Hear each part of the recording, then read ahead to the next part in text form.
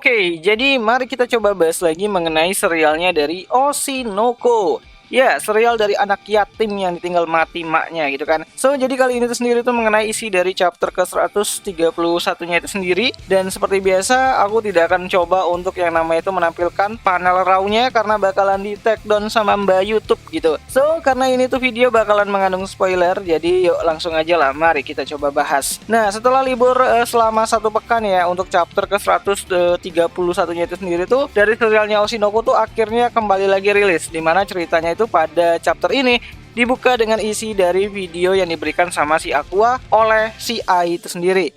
Mengenai masa lalunya dari si Ai, dimulai dari Ai yang kabur ya dari panti asuhan tempat ia itu tumbuh dan kabur ke Tokyo. Oh ya, meskipun sering dianggap panti asuhan, namun sebenarnya itu adalah salah satu fasilitas binaan sosial, atau kalau di kita itu bisa nyebutnya tuh kayak lembaga sosial lah gitu kan. Tempat dimana orang-orang bermasalah seperti melakukan pencurian dan juga gepeng tentunya itu bakalan diamankan oleh pihak berwajib yang ada di Jepang sana. Dan seperti apa yang telah diceritakan, kalau ibunya si Ai ini tuh melakukan suatu tindakan kriminal yaitu pencurian dan ditangkap, dan entahlah untuk Ai sendiri tuh apakah dia ikut ditangkap ataupun terlibat dalam proses pencurian tersebut, atau memang dia itu tinggal di sana untuk nemanin si ibunya itu sendiri. Nah, untuk alasan kenapa Ai ini tuh kabur dari panti asuhan adalah karena dia itu merasa bosan dan ingin pergi ke kota besar.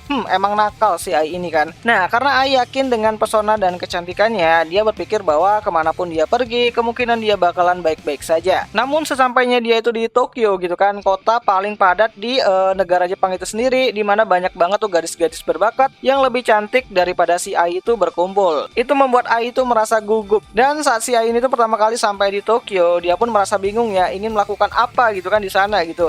Nah, sebenarnya aku sudah cukup bosan banget nih dengan plot seperti ini, dimana plot dari anak kampung yang pergi ke kota besar itu pernah dipakai ya sebelumnya itu sama masa lalunya dari si Miyako, dan kini diulangi lagi untuk masa lalunya dari si Ai Hoshino itu sendiri.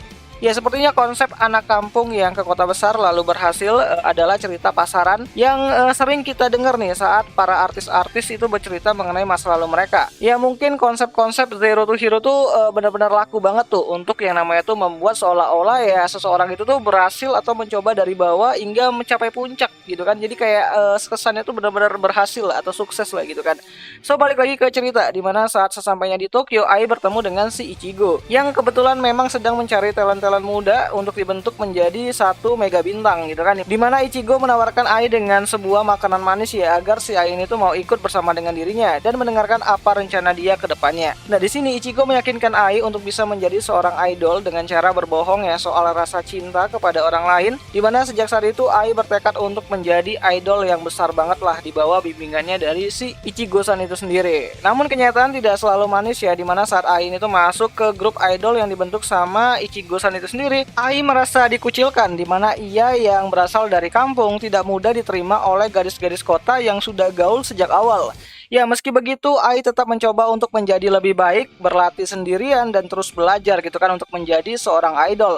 Yang membuat Ai itu dikucilkan di dalam circle-nya sendiri, dimana rumor mengenai Ai adalah anak emas dari Ichigo-san pun mulai muncul dan menambah kebencian para member terhadap diri Ai Hoshino itu sendiri. Dan masalah lain juga muncul, dimana Ichigo tidak bisa yang namanya itu memperkerjakan Ai yang masih di bawah umur tanpa adanya wali. Dan saat Ichigo bertemu sama ibunya si Ai, Ichigo beranggapan kalau wanita itu adalah manusia kotor yang sangat mudah banget tuh dibutakan sama uang gitu. Bahkan ia tuh sangat mudah banget tuh disogok dengan uang gitu kan dalam memberikan izin sebagai walinya si Ai. Ya, dia menjual anaknya sendiri kepada si Ichigo, dimana Ichigo hanya perlu menggunakan nama dari wanita tersebut itu sebagai wali di atas kertasnya aja. Sedangkan untuk urusan lain nanti Ichigo yang bakalan ngurus sendiri gitu. Seperti mengadopsi Ai dan juga menjamin kehidupan Ai itu lebih baik daripada sebelumnya. Tapi sayangnya ibunya Ai itu meminta bayaran lebih tuh kepada si Ichigo untuk bisa yang namanya tuh sepakat sama si Ichigo agar si Ai ini tuh diurus sama si Ichigo itu sendiri. Dimana Ichigo juga berpikir apakah Ai akan tumbuh seperti wanita ini, entahlah. Namun Ichigo berharap Ai bakalan tumbuh menjadi idol yang besar dan membuatnya tuh menghasilkan banyak uang dari sana. Dan singkat cerita, Ichigo berhasil mendapatkan Ai dan Ai resmi ya bekerja di Bekomachi untuk menjadi seorang idol. Dimana di sini Ai bakalan diadopsi sama si Ichigo itu sendiri sebagai anak angkatnya. Yap, semua peristiwa tersebut itu adalah bagian dari film yang sedang digarap sama si Aqua itu sendiri. Dimana pada waktu istirahat itu tiba dan Mei mempertanyakan seberapa besar keakuratan kisah dari Ai ini itu sendiri. Bahkan Arima berkata mungkin 50% karena banyak hal yang bisa aja ditulis ataupun dikarang sebagai pemanis dari film itu sendiri. Ya bagaimana kita bisa melacak cerita di 10 tahun yang lalu bahkan lebih gitu kan, dengan sangat detail banget, kalau enggak ya dikarang-karang gitu.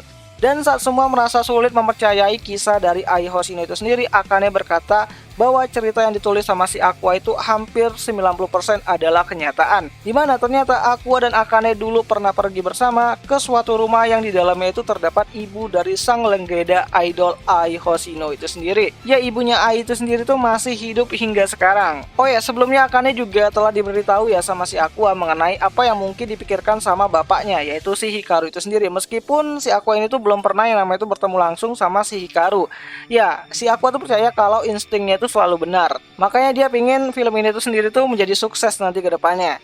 Nah, singkat cerita diketahui kalau ibu dari Ai Hoshino itu bernama Ayumi Hoshino. Dan ibunya itu berkata ia sangat menyukai Ai dan berniat untuk menjemput Ai di kemudian hari. Namun sayangnya tragedi itu terjadi gitu kan, dimana penusukan Ai itu membuat hidupnya dari Ai itu berakhir seketika. Ya, ibunya tuh berniat menjemput Ai ataupun ya kembali lagi ke Ai saat si Ai ini tuh menjadi lebih populer lah daripada sebelumnya. Ini benar-benar kayak apa ya, ini ibunya ini kayak wanita mata duitan banget tuh, ketika anaknya sukses dia baru datang tuh. Nah, konsep dari fatherless juga kembali lagi ya diperkenalkan di sini, dimana diketahui kalau Ai itu lahir dari hubungan ibunya dengan pria yang tidak mau menikahi dirinya gitu kan.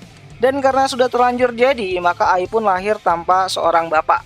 Anak aram lagi kan. Nah, Ayumi cukup berterima kasih ya kepada si Aqua karena telah ingin membuatkan film untuk si Ai itu sendiri. Namun menurut si Ayumi itu bukanlah bentuk dari penebusan dosanya. Nah, si cerita Aqua pun pulang ya setelah bertemu dengan si Ayumi itu sendiri. Dan di luar rumah tuh ternyata sudah ada Akane yang menunggu si Aqua. Dan saat si Akane itu menanyakan apa yang dibicarakan sama si Aqua di dalam sana, Aqua pun mengatakan bahwa tidak ada hal yang menarik setelah dia tuh bertemu sama si neneknya tersebut. Ya, menurut si Aqua, neneknya itu hanyalah seorang wanita yang ditinggal anaknya setelah dia itu menganiaya sang anaknya itu sendiri. Dan itu adalah hal yang wajar dan setimpal lah untuk orang tua yang jahat seperti Ayumi itu sendiri.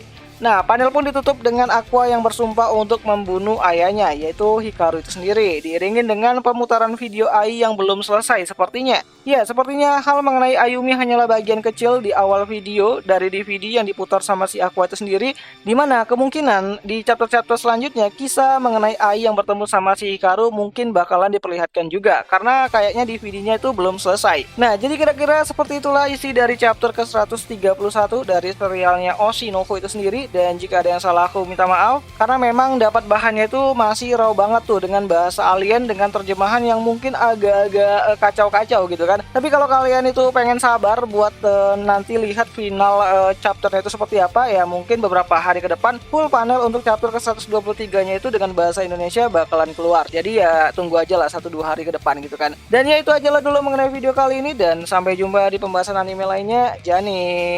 Oh ya, season 2 nya dari anime ini bakalan hadir loh, tapi nggak tahu sih kapan. Kita tungguin aja lah. Semoga aja tahun depan.